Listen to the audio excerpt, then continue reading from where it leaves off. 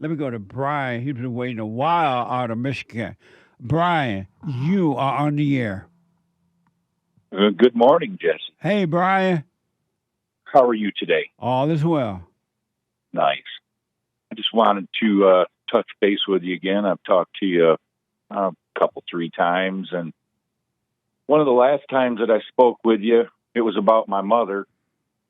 The first time that I spoke with you, I talked about my mother and that I moved her into my house, and you told me, "Oh no, you moved another devil into your house," and I didn't really understand at that time what you were talking about, but it wasn't soon after that I started understanding. And what caused And, you to understand? well, the light of God, that's all I can say. Did she go crazy or something? What happened? No, she didn't go crazy, just, I guess her little quirks, just her in her own mind. And Yeah. I don't think she told us that she told my wife and myself that she was happy here, but she wasn't, Yeah. obviously, because of things that she was doing. And I work all day, so it was really my wife helping her with things that she really didn't need help with. I guess in a way you could say we did kind of treat her like a child because she does have a disability, but she identifies as a cripple, but she's not. She can walk, but she uses that as she identifies with it. So she believes it. And she didn't want to use the restroom.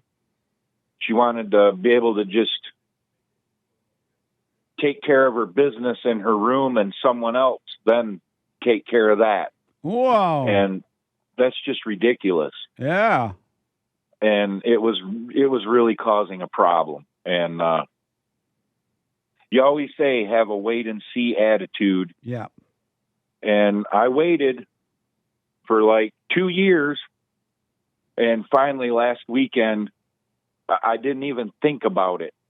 My wife had taken her to the store with her, and when she got to the store, my wife called me complaining about things that were going on, and the wife came back because the mom forgot her debit card, and I just got up and walked out into the driveway, and I told Mom, hey, I didn't come right out and say, hey, Mom, you got to go. You're causing problems. I just said, Mom, I really think that you need more help than what we can give you, and I think we need to make other arrangements. And the first thing out of her mouth was, well, I'm just going to call the grandson, which is my son. I'm just going to go stay there. And I thought, you popped right into my head, because I thought, yep, she's just going to go impose her will on somebody else. Yeah. Yeah. And I just said to her, Mom, I really think you need 24-hour care. I said, I think you should just go somewhere where somebody else can help you. And no. And she did. She came right in the house and called my son. And I knew that he would, oh, yeah, you can come on over here. Wow. And I think in his mind, he thinks that she's got money. Because I had my mom's husband passed away. They lived out in the country. They had 5 acres of property. I knew she couldn't take care of it. I didn't want to take care of it. And so I told her, Ma, I really think you should just sell the house. And at that time, I was going to have her just go to a home where she could have someone else look after her, not necessarily an old folks home, but somewhere where she could just have some extra help. Right. And at first she was all for it, and then she was against it. And I said, well, then maybe you need to come here, Mom. And that was before I started listening to you. And that was a mistake. And I moved her in, and it didn't cause problems really between my wife and I, but I could see it coming because my wife she was getting angry. She was getting agitated. Yeah. And she was calling me at work, putting that onto me. Yeah. Not that I can't handle it, but I didn't want to listen to it. And I thought, I got to do something here. And I waited longer, but then last weekend it came to a head, and yep, she finally moved out, and now she's trying other tactics of she put the cable bill in her name, and of course, a day after she moved out, she must have called them and, oh yeah, get this out of my name, turn it off. And we already knew that was going to happen, so we already had other arrangements, and sure enough, it got turned off. And so then the wife kind of retaliated in a way and said, well, because we put her on our cell phone plan. And so then yesterday the wife was like, well, I'm just going to call and cancel her phone off from our bill. That'll save us money. Yeah. And I said, well, hey, that's fine. Yeah. But I said, you also got to remember, we're still carrying the little baby who's actually an adult, our 26-year-old son. We were still paying his cell phone bill. And I told her, I said, well, if you're going to cut her out, we need to cut him out too, because all these people are an adult and they need to start taking care of themselves. That's right. Said we're in our time where we need to enjoy ourselves and we need to have our peace. So it's all over and done, and I don't know if I can say it feels like a big weight lifted off my shoulders, but it sure is a lot calmer around the house. Right on. Why did you have your son on your cell phone at that age? The wife just kept him on there, and I told her. But why did you let her do that? A beta. Oh, yeah. Beta! Yeah, a beta. we just told him yesterday. He come in the house after work to visit with us for a minute, and he was all happy. And his mother came out and said, oh, hey, I want to let you know that you're going to have to start looking for your own cell phone plan because we're going to cancel you. And boy, did his attitude change quick. Yep. Nobody love nobody. It's all use. They just want to use you. You use them, and it's not about love at all. And that's a good example of it. You are exactly right. So other callers that called up too today really, kind of played into what I'm talking with you about. And yeah, it's just crazy. Where did your mother go? She went to my son's. Oh, so he did take her in. Yeah. He's going to live to regret that. I told him in the driveway when he came to pick her up, we haven't really talked. He got mad at me because I wouldn't co-sign a loan for him. He wanted to buy, when Mom was selling her house, he wanted to buy it. And he ended up calling me up, telling me that he couldn't get a loan through the bank right now because he had just started a new job, and I just need you to co-sign for me, Dad. And I told him, I said, I can't do that. That's right. Never co-sign for someone. What the? He said, and I had found you by this time. And he said, well, why? You don't have to worry about it. I can make the payment. And I told him, I said, son, you can't predict the future, nor can I. Yeah. You don't know what's going to happen tomorrow. And if I sign on that line and you can't make that payment, now I'm stuck. Absolutely. And I don't want it. Yeah. I said, it's not my responsibility. I said, if you can't do it on your own, then it wasn't meant to be. And I said, even if you can do it on your own, it still might not have meant to be. Right. And yeah, it's crazy. I can't, well, like I was going to say, he came over last Sunday to pick her up, and him and I stood in the driveway and we talked for the first time in probably 8 or 9 months. And he's like, he was asking me what's going on. I told him, I said, I just can't deal with it no more. It's too much. And I said, I told her she needs to go somewhere where she can get some extra care. Oh, Dad, I can't let her go to a home. And I said, why not? Well, because that's Grandma. And I said, so what? That's my mom. Yeah. I said, you're not responsible for her. And I told him I didn't realize it at the time. I wasn't responsible for her. That's I right. said, you know who was responsible for her? Her husband that passed away. Yeah. It was up to him to make the way, to make sure, because usually the man dies first. Doesn't always have, not all, but most. The man dies first. Yeah. And it's up to the man to make preparation for if that happens. And the man died first because the wife killed the man with all her stress and worry and evil stuff.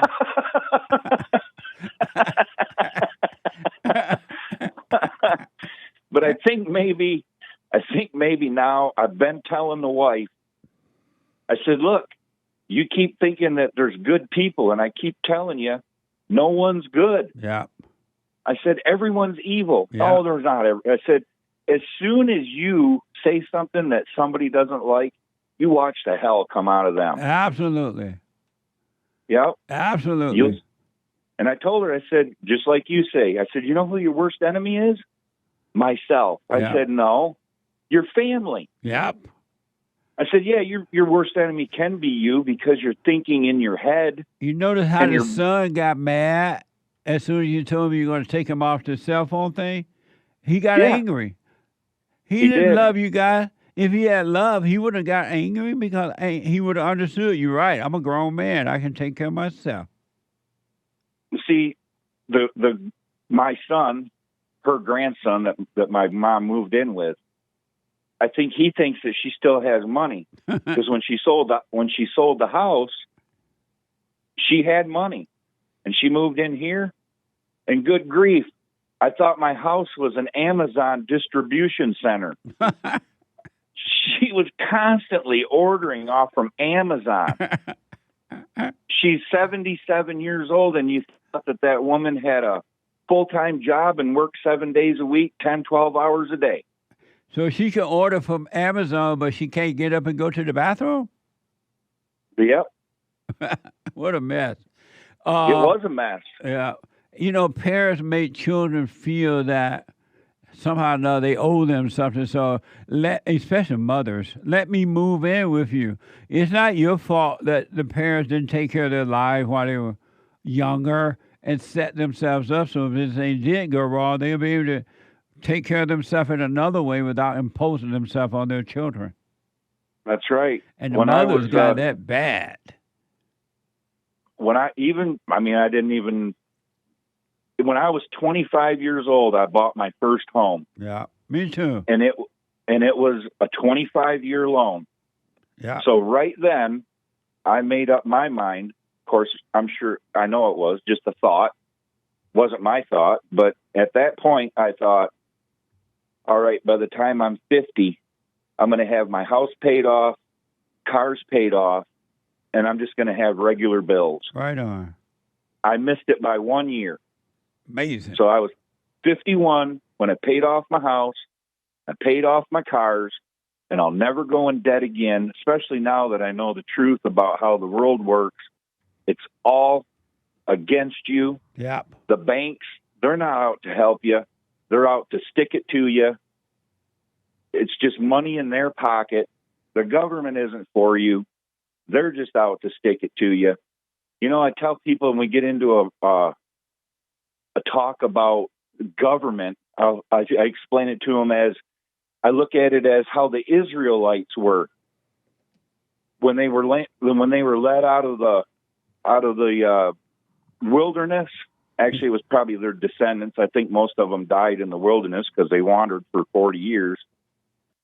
But once they ended up in the land of so-called milk and honey, they seen all the other nations that they had a king, and they wanted a king. But they didn't realize that God was their king. He was the one that they needed to follow. Absolutely. And so they went ahead and got a king, and Samuel told them, if you get a king, he's going to take your sons, your daughters, your money, your livestock. No, we still want a king. Okay. And they picked King Saul. And why did they pick him? Oh, because he was tall and handsome. He had a mess. Right. It's no different now. Yeah. Different years later, different technology, but the mind of a human being is the same. It sure is. 100%. It's still evil. 100%, Brian. Brian, amazing call. Because of time, man, I could go on and on with you, but I got to end it because of I time. understand. But amazing call. Your son will live to regret moving his grandmother to his house. Ain't that much money in the world. No, she's broke. She told my wife. She told my wife about a month ago. Something happened at the store. Her debit card got rejected or something, and my wife had to pay. And when they got in the car, my wife asked her, "What's going on with your card?" "Oh, there's just nothing on it. I'm broke." And my wife was like, "What?" She's like, "Yeah, I've been broke for a while now." And I told the wife, I said, "Well, yeah, it makes sense because the Amazon distribution center here at the house stopped about 6 months ago." And I told her, I said, "I think I told you back then, I bet your mom's broke." Oh, and tomorrow we're going to the bank and getting my mother put my wife and me on her account. And now that she's with my son, we just want we want all ties taken away. We're getting our name taken off her account. I don't want nothing to do with it. Right on, man. Because if they go and start bouncing checks, they're going to come back onto me. Absolutely. Brian, so amazing, man. Thank you, sir. And thank you for everything you do for everyone. And I love you, brother. Love you too, Brian. And you stay with it, stay with it, stay with it. You got it. And I do the silent prayer every morning, every night, and I'm present all day. Right on. Amazing. All right. Thank you, buddy. Thank you. Amazing call.